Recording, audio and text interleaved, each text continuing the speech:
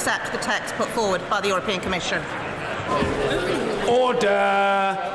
Questions to the Prime Minister. Tulip Siddiq. Thank you, Mr. Speaker. And I'm sure that members from all sides of the House would like to join me in congratulating both the English and the Scottish women's football teams for their excellent performance in qualifying for next year's World Cup. Mr. Speaker, this morning I had meetings with ministerial colleagues and others. In addition to my duties in this House, I shall have further such meetings later today. Tulip Siddiq. Thank you, Mr. Speaker. Mr. Speaker, my constituent, Nazanin Zaghari-Ratcliffe, was released temporarily for 3 days last month before being hauled back to prison in Iran. Worse still, when she was on furlough, she was contacted by the Iranian Revolutionary Guard saying that if she attempted to contact the British Embassy, her family would be harmed. I find it deeply troubling that a British citizen was threatened against contacting her own embassy. Does the Prime Minister share my concern, and will she raise the specific issue with President Rouhani when she next speaks to him, perhaps in New York later this month? Can I say to the Honourable Lady that I share the concerns that she has expressed, and our thoughts, I know, across the whole House remain with Nazanin Zaghari-Ratcliffe during this difficult time, and with her family and her friends who have been campaigning tirelessly, obviously, for her release.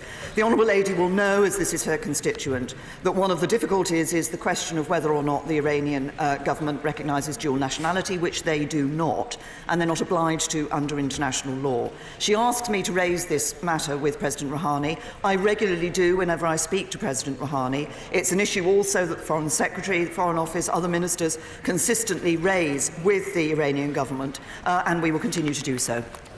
Maggie Throop. Thank you. Anti-Semitism has no place in British public life. Will my right honourable friend assure the House that she will always work to make sure that this remains the case?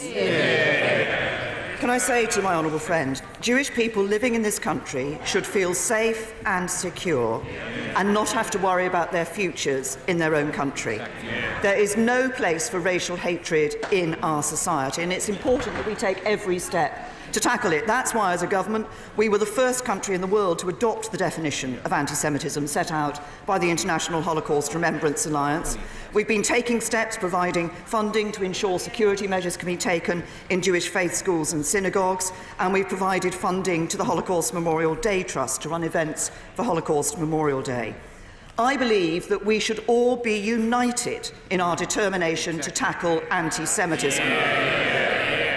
So when the leader of the Labour Party stands up, he should apologise for saying that Jewish people who have lived in this country their whole lives do not understand English irony.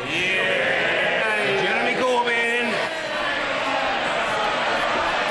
Mr. Speaker, there is no place for racism in any form within our society. On that we're all agreed, and we should tackle it wherever it arises in our own parties as well, and that includes the Conservative Party. I join the Prime Minister in congratulating the English and Scottish women's teams on their qualification for the World Cup, and I look forward to them doing extremely well. Mr. Speaker, the International Trade Secretary said the likelihood of a no deal is now 60-40, which in betting parlance means it's a pretty good chance there won't be a deal, which means more likely than not. So, Prime Minister, is he right? Can I say to the right honourable gentleman, we are continuing to do what we have always been doing, which is working to get a good deal with the European Union for our future relationship once we have left the European Union. But it is entirely right and proper that we should prepare for all eventualities, because we haven't come to the end of the negotiations. That means that it's right that we are preparing for no deal, as indeed the European Union have been doing, sending out notices in relation to no deal. So we have been publishing technical notices so that businesses and citizens would know where they stand and how to prepare in the event of no deal. We've published over 20 so far, and the final total is likely to be around 70. We are making those preparations, but crucially, What this government is doing is working for a good deal, preparing for every eventuality, and preparing to ensure that this country makes a success of leaving the EU, regardless of the outcome of the negotiations. Jeremy Corbyn. So, Mr. Speaker, the International Trade Secretary says he's unfazed by no deal. The new Foreign Secretary who's here this morning says that over the summer that a no-deal Brexit would be a huge geostrategic mistake. And the Chancellor sitting next to her has written to the Treasury Select Committee stating that a no-deal Brexit would slash GDP by almost 8%, comparable with the global financial crash. Which assessment does she agree with? The Director of the World Trade Organization said that no deal would not be a walk in the park, but it wouldn't be the end of the world. The government is right.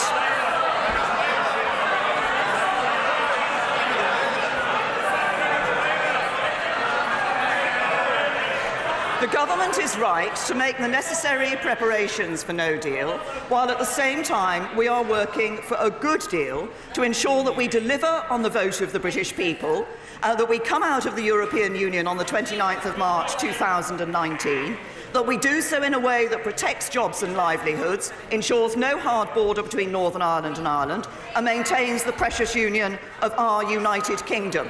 And on one thing, I'm clear. We're working for that outcome, and we will not have a second referendum. He should stand up and rule out a second referendum. Mr. Speaker, the Prime Minister says no deal is better than a bad deal. The Chancellor says no deal would cause a catastrophic collapse of our economy. And yesterday, the Brexit Secretary waded in to say that there were countervailing opportunities to a no-deal Brexit. Could the Prime Minister enlighten us what these countervailing opportunities actually are? As I said to the Right Honourable Gentleman in answer to his first question, this government is working to ensure that whatever the outcome of the negotiations, this country makes success of coming out of the European Union. We see that global Britain and a brighter future for people here in this country. But interestingly, I suggested to the Right Honourable Gentleman, yet again, as I have done on other occasions, that he stand up and categorically rule out a second referendum. He refused to do so, so I'll give him another opportunity to do it now. Jeremy Corbyn. Mr. Speaker, a majority of people might have voted to leave, but they expected the negotiations to be handled competently, and they certainly are not. And I didn't hear a single one of these countervailing opportunities. I say to the Prime Minister quite simply this: she can't keep dancing round all the issues. And it seems that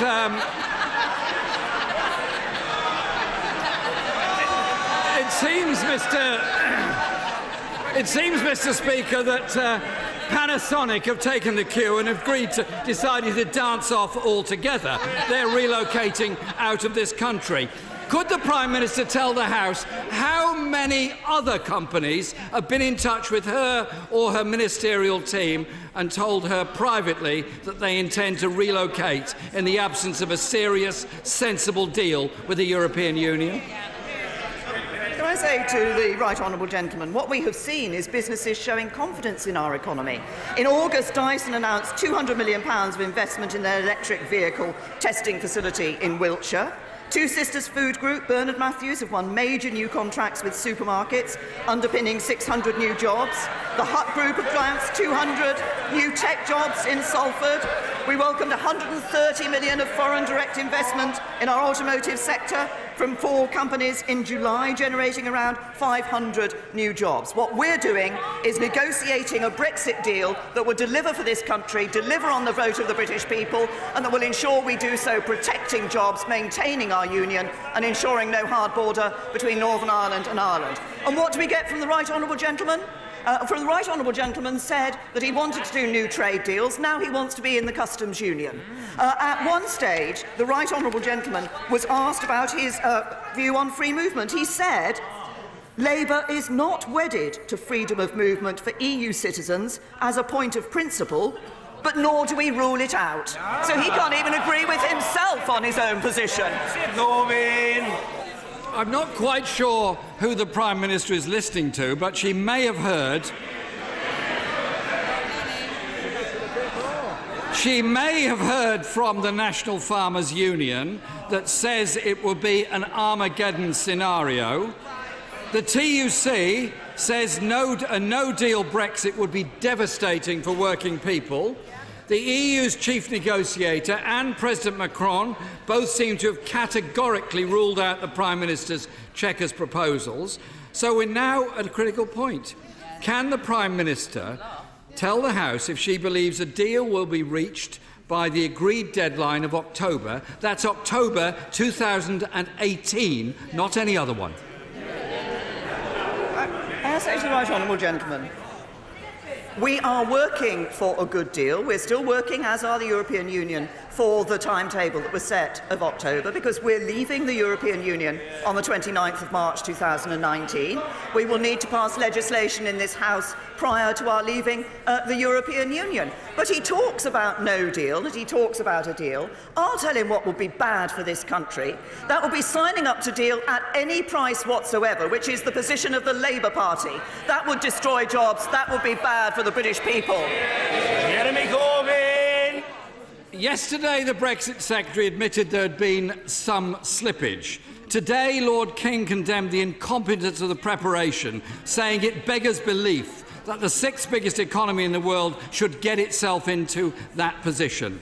The Prime Minister has repeatedly said that no deal is better than a bad deal. But no deal is a bad deal. And everyone from the CBI to the TUC to her own Chancellor are telling her the same thing. The Chequers proposal is dead, already ripped apart by her own MPs. When will the Prime Minister publish a real plan that survives contact with her Cabinet and with reality? Those are, of course, two very separate concepts. When will we get proposals that put jobs and the economy ahead of the survival of herself and her own government? We have published a plan that we are discussing with the European Union that ensures that we deliver on the vote of the British people, that ensures that we bring an end to free movement, that we come out of the CAP, come out of the common fisheries policy, no longer send vast amounts of money to the EU every year, no longer have the jurisdiction of the European Court of Justice here in this country, that we don't have a hard border between Northern Ireland and Ireland, and we don't have a border between Northern Ireland and Great Britain. What I'm doing is negotiating a Brexit deal for Britain. I'm making sure that the economy works for everyone. I'm building a stronger, fairer country. What is the right honourable gentleman doing? He's trying to change his party so anti-Semites can call the creation of Israel racist.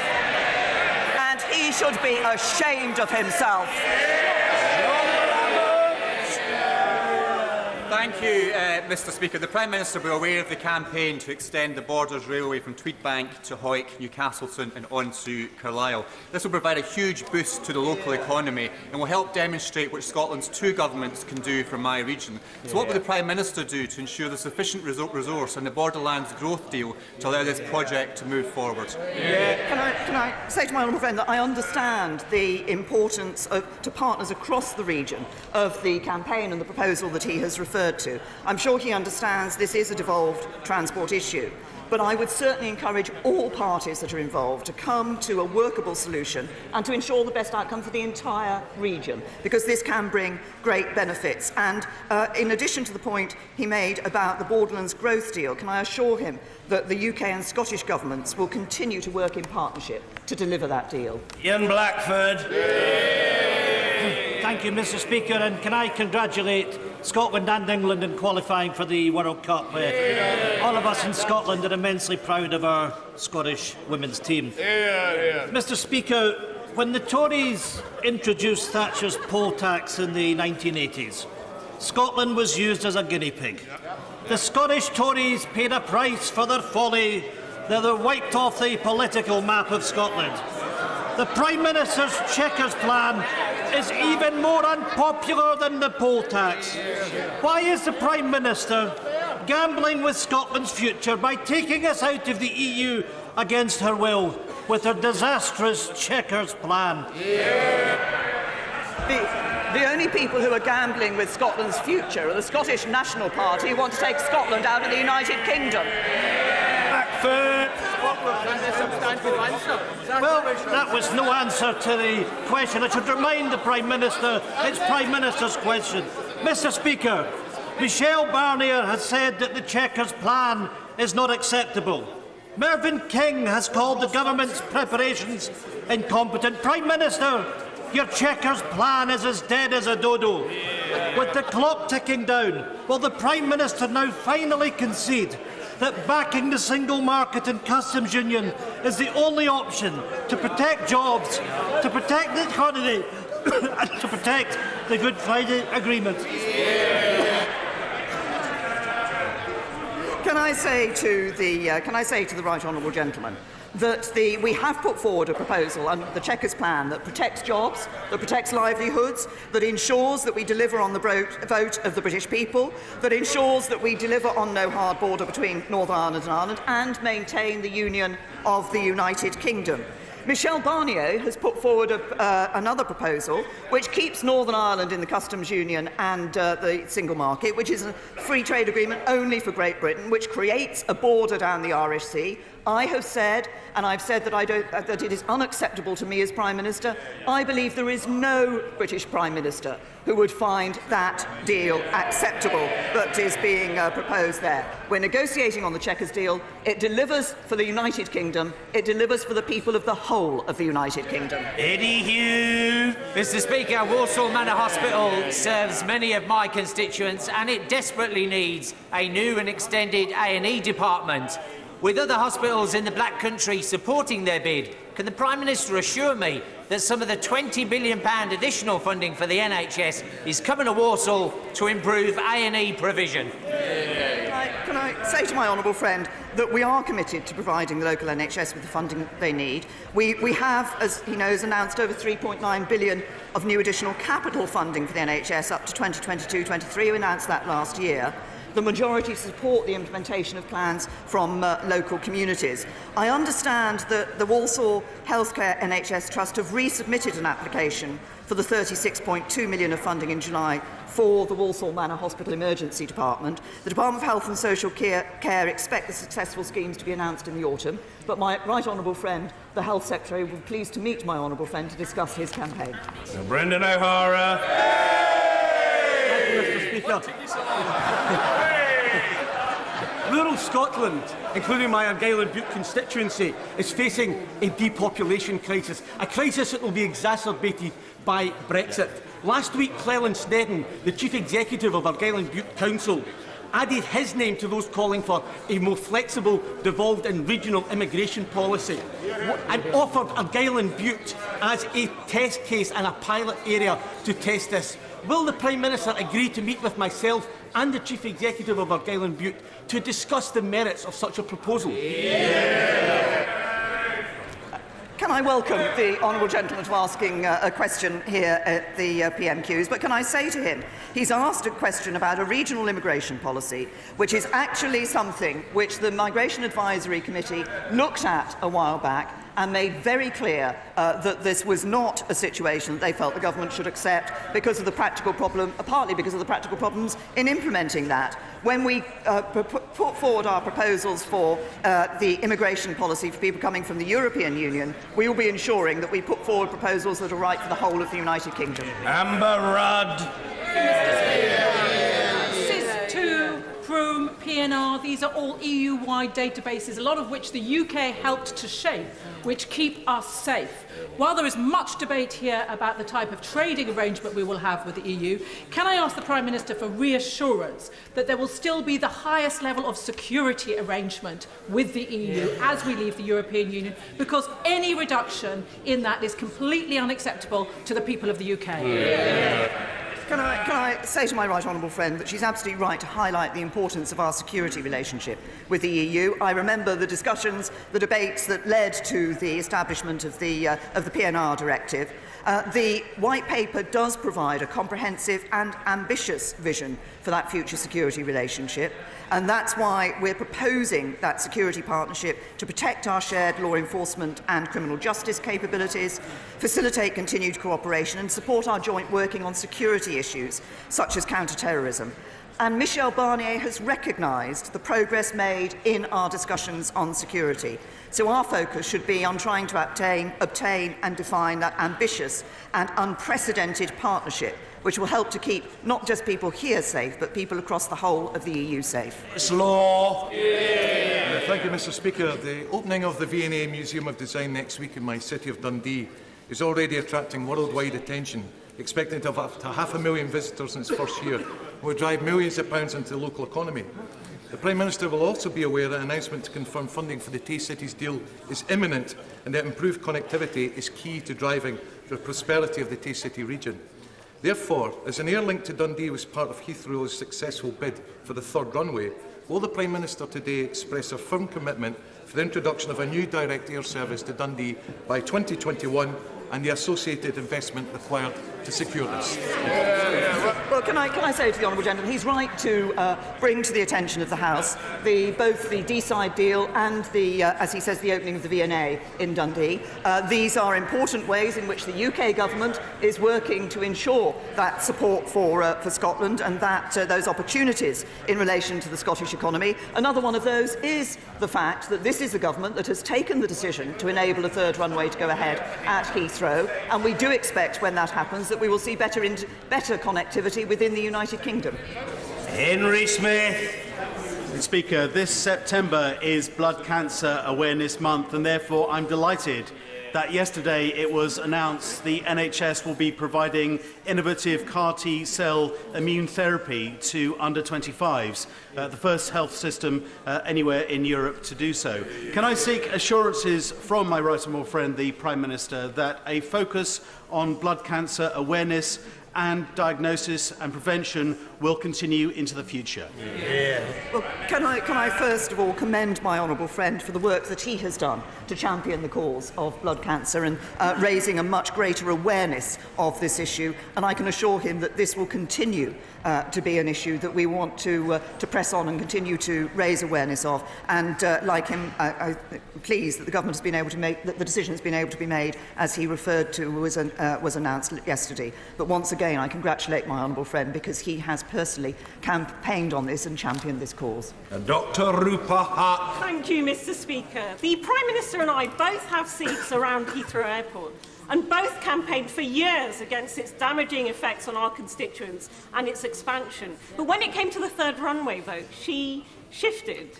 If I can understand her change of heart because new facts emerged and it wasn't the same proposal as it was years ago, can she not apply the same logic and allow the electorate the final say on the final Brexit deal? What a leader said. Can I say to the honourable lady, an ingenious attempt to raise that Brexit issue. This Parliament overwhelmingly gave the decision to the British people as to whether to remain or leave the European Union. The British people voted. It is now up to this government, and I believe politicians across the whole House, to show our faith with the British people and deliver on their vote. Damien Green.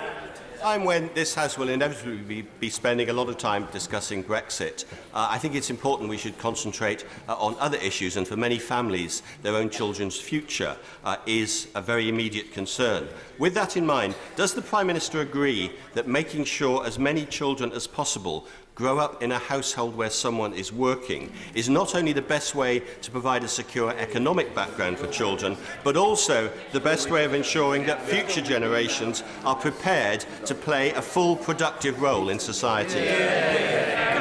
Can I say I absolutely agree with my right honourable friend. Work is the best route out of poverty, but I think it's also important for the example it gives to children in households when they see a parent or parents working.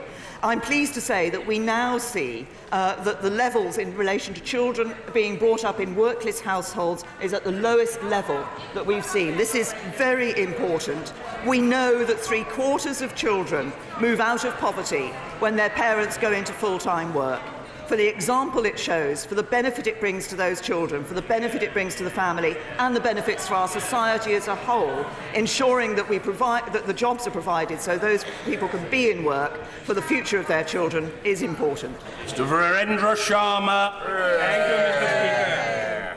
Will the Prime Minister commit to securing and simplifying the future for people up and down the UK and pledge to protect the pensions dashboard? Well, can I say to the honourable gentleman that I believe that the responsible minister has made an announcement about the fact that the pensions dashboard will be going ahead, and I think there will be some piloting and a consultation on looking at that. John Hayes.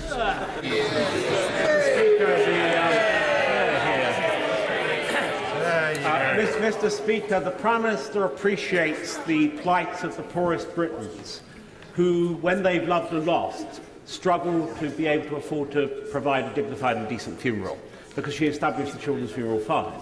Nevertheless, the grant available to the poorest people for this purpose has been frozen at £700 since 2003, and 30% of people get nothing at all. The Right Honourable Birkenhead's Select Committee recommended changes in 2016, which should meet me and him and others. It's not just our task or our duty, it's our mission to help to heal the broken-hearted. Can I say to my right honourable friend that obviously he has raised an important and sensitive issue, and none of us want to see a situation where people are not able to afford to do that, what is a terrible task in that they have seen a loved one die, but to be able to give them a proper funeral and is important to families and to individuals. As he will know, the funeral expenses payments do continue to cover the necessary costs involved with funerals and cremations, and up to £700 for other funeral expenses, and some changes have been made to ensure that other contributions are not deducted from the funeral expenses payment, so that there is no change to that. Can I suggest to my right honourable friend that the position that he has put forward sounds to me like a budget submission, which he might wish to put forward to my right honourable friend, the Chancellor of the Exchequer. Meg Hillier. Mr. Speaker, because of funding pressures, many schools are cutting short the school week. So what's the Prime Minister's message to parents whose children will be out of school for half a day a week? Can I say to the honourable lady, first of all, I think we should all pay tribute to the work that our teachers and head teachers do across the country. And I'm pleased that 1.9 million more children are now in good or outstanding schools. We're backing schools with an extra £1.3 billion over the next 2 years. Per pupil funding being protected in real terms. But we're doing more than that. The Department for Education is working with schools to help reduce their non-staffing costs. That includes up to £1 billion through better procurement. That means that teachers will be able to do what they do best, which is carry on teaching. Julian Knight.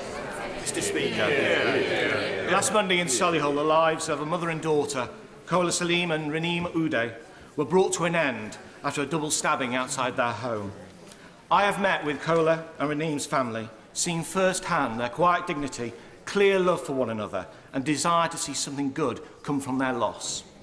Would the Prime Minister join me in sending our thoughts and prayers to Kola and Raneem's family, and thanking our emergency services, police liaison officers, and the wider community of Solihull, which has shown great stoicism and heartfelt concern as this tragedy has unfolded?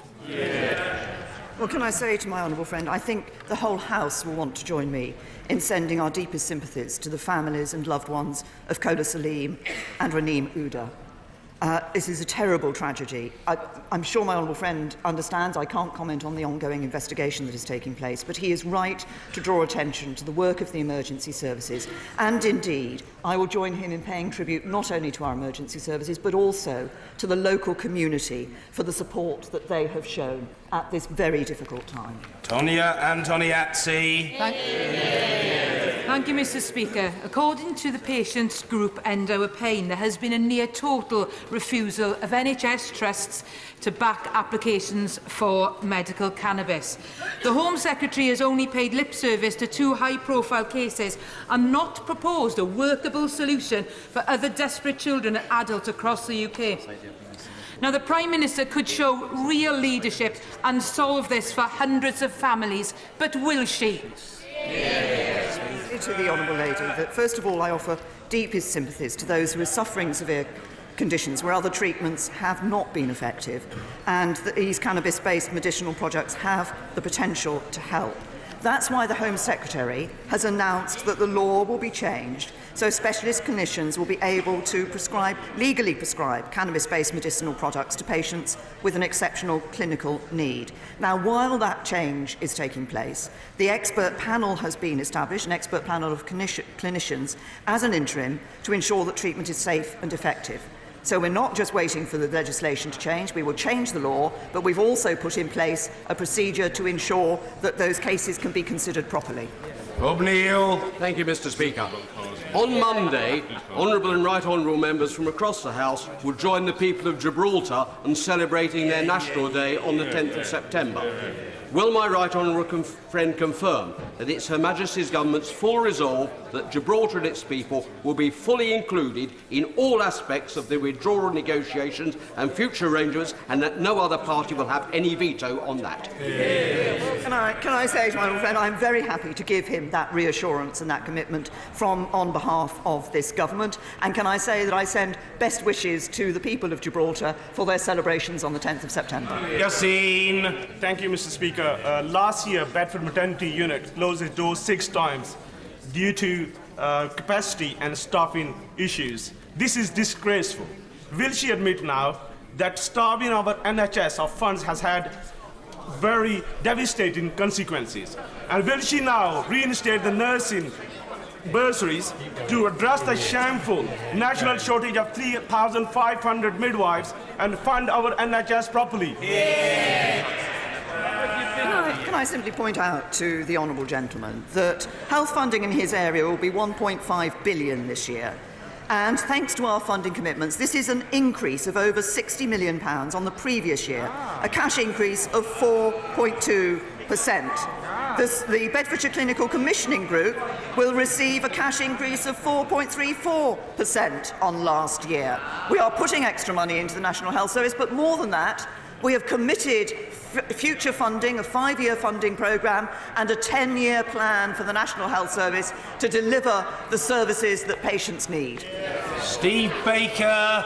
Speaker, with Exit Day, with Exit Day fast approaching, will my right honourable friend now give instructions to the whole of government that the first priority of every department must be domestic preparedness, whether we leave the EU with a deal or without?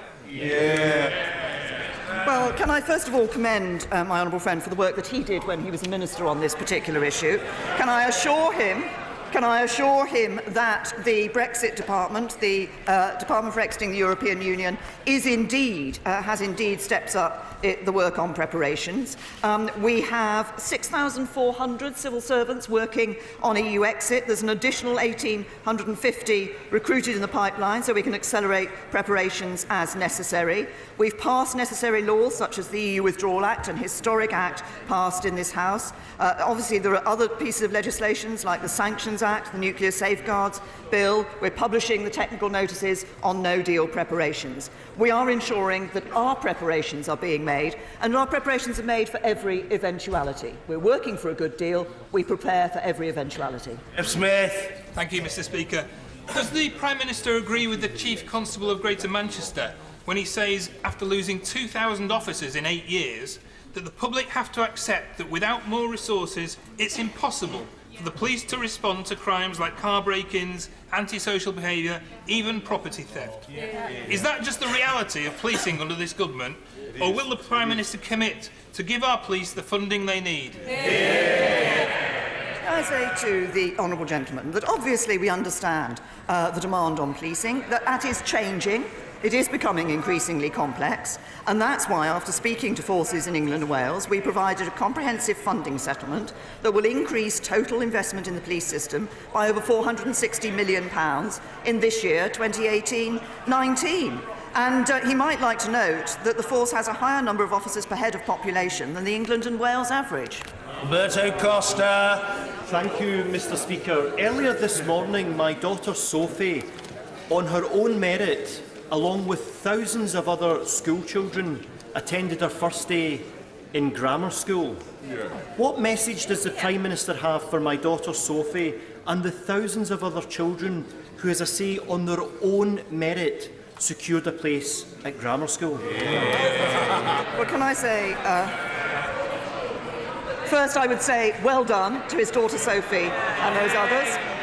Secondly, I would say to Sophie and others, this is a country where how far you get on in life should depend on how hard you work and your talents and abilities. A good education is crucial to that.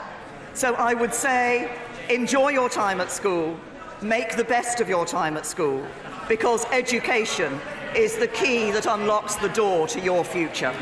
Mike Kane.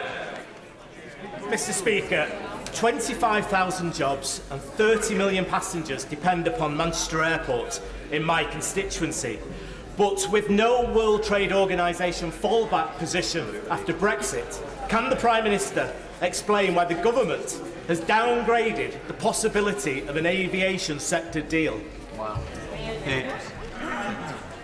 Now, I can say to the honourable gentleman, not only are we, of course, making sure that the arrangements in relation to aviation will be what they should be when we leave the European Union, but we have been working with the aerospace sector generally and with aviation to ensure that as we've put in place our modern industrial strategy, we see the jobs being not just maintained but also created across the country that provide those high skilled and well-paid jobs for people in these important sectors, and aviation is an important sector for the UK.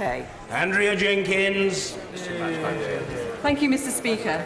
In this year's local election, we elected my first Conservative councillor in the constituency, a wonderful lady called Nick. But since her election, she's been subjected to the most awful abuse by Labour and Momentum activists. Police have been called to her home several times, have hung around her home late at night. One has allegedly trolled her via his dead wife's social media account. Her special needs son is now too scared to leave the house. Would the Prime Minister join me in condemning this abhorrent intimidation of elected officials? Is this supposed to be the kinder, gentler politics of the Labour Party?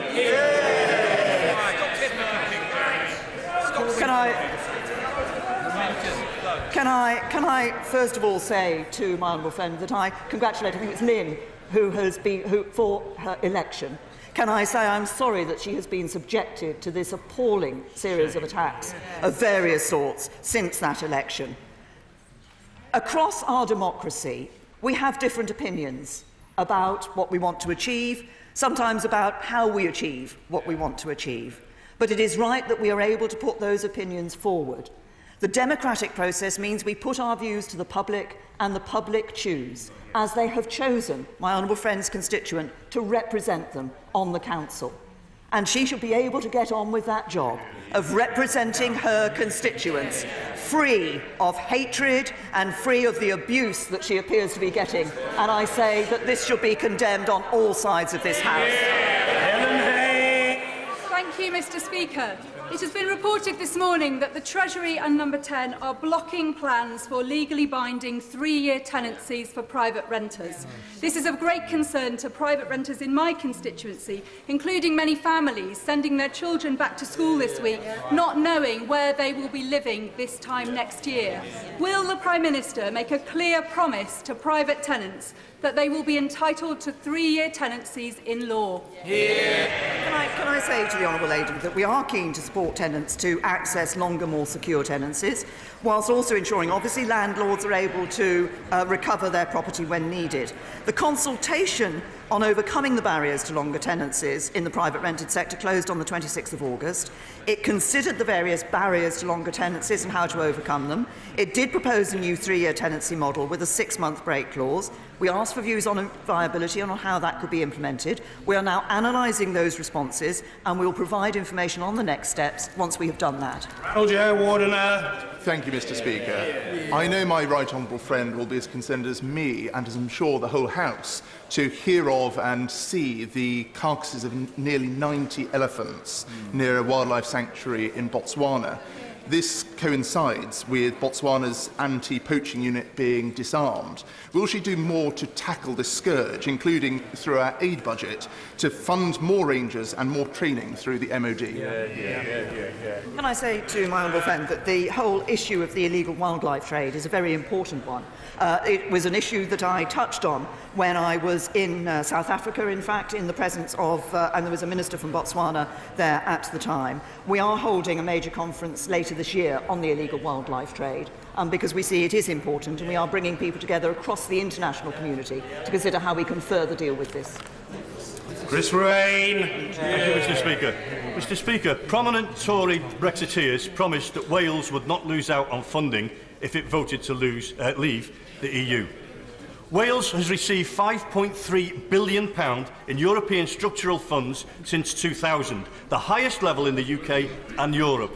Will the Prime Minister guarantee here and now that Wales will not lose out on these fundings should the UK leave the EU? First of all, can I say to the honourable gentleman, he says, should the UK leave the EU? The UK is leaving the European Union, and that will happen on the 29th of March next year. What we will be doing is, what we are doing, is reassessing, looking at the structural funds that have come from the European Union in the past. We are setting up the Shared Prosperity Fund. That will ensure that we're looking at disparities within regions and between and within nations and between the nations of the United Kingdom. And we are working to ensure that we have a system and a deal with the European Union for the future that works for the whole of the United Kingdom. Gillian Keegan. Thank you, Mr. Speaker. Like my right honourable friend, I have also recently returned from Africa, where I visited a refugee camp in Tanzania with Plan, witnessing the transformative impact of UK aid protecting women from sexual violence and giving children access to education. With the UN General Assembly fast approaching, can the Prime Minister outline what preparations she has made for the Global Compact on refugees? Can I say to my honourable friend that, yes, we are looking at it's not just us looking at what is being proposed in terms of the Global Compact for refugees. We have actually been part of the discussions about what should be in that Global Compact for refugees, and this partly reflects the speech that I gave, one of the speeches I gave when I was at UNGA in 2016, shortly after I became Prime Minister, about the need for us to look at, as internationally, how we deal with migration and refugees. And I want to see a better ability to differentiate between illegal economic migrants and refugees, because I think that by doing that, we will be able to ensure that we're providing the support necessary for refugees. Sir Vincent Cable. Can the Prime Minister explain why the process by which European nationals acquire settled status requires 59 pages of guidance? Isn't this simply providing 59 ways of saying no in a continued hostile environment? Can I say to the right honourable gentleman that the system, as he will know, was launched not that long ago. It is very clear. It's an online system. It's a simple system. We guarantee that that would be what we provided, and is what we have delivered. Exactly. Stephen Kerr. Thank you, Mr. Speaker. Wilkins is a central Scotland department store, and over the years has become something of an institution in Stirling, and it recently announced that it was to close. While the Scottish Government continue to delay any changes to the business rate system in Scotland, which is killing our high street, can the Prime Minister assure me that there will be some action to level the playing field between high street businesses and online sellers? Can I say to my honourable friend that he's right to highlight the importance of using the tax system in a responsible way. This is very important. Businesses, it's right that businesses make a contribution to their local area through the business rates, but this should be as fair as possible. That's why we've improved the system and made changes worth over £10 billion to businesses, including taking 600,000 small businesses out of paying business rates altogether. Because Britain's retailers, be they high street shops or independent traders, are a crucial part of our economy. They create jobs, they inject billions into our economy, and I think all those responsible for these tax systems should deal with them responsibly and recognise the impact that the decisions they make have. I think we should wrap up with a new young member seeking to make an early mark, Mr Geoffrey Robinson. I'm grateful, Mr Speaker. Is the Prime Minister aware that next Wednesday, 12th of September, we have the committee stage for my private member's bill, organ donation deemed consent? I wish to thank her personally for the tremendous support she has given, and of course my right honourable friend, the Leader of the Opposition. Her support and the government time and the Minister's support has been vital. Can she assure us she can sustain that support now through committee stage, in which case we can have it through the Commons procedures by the end of the year and have an act on the statute book early in the new year? An act I think the whole House would be pleased to see, an act whose sole purpose, Mr Speaker, is to save, preserve, enhance lives. Thank you. Say to the honourable gentleman that this is an important piece of legislation. As he says, it will make a difference to people's lives. And we have, as he said, given it our backing. We will continue to give this legislation our backing precisely because of the importance and the impact it will have on people. Thank you. Order. Well, we are coming now to a statement of the Prime Minister. If the point of order relates to something that has happened during Prime Minister's questions,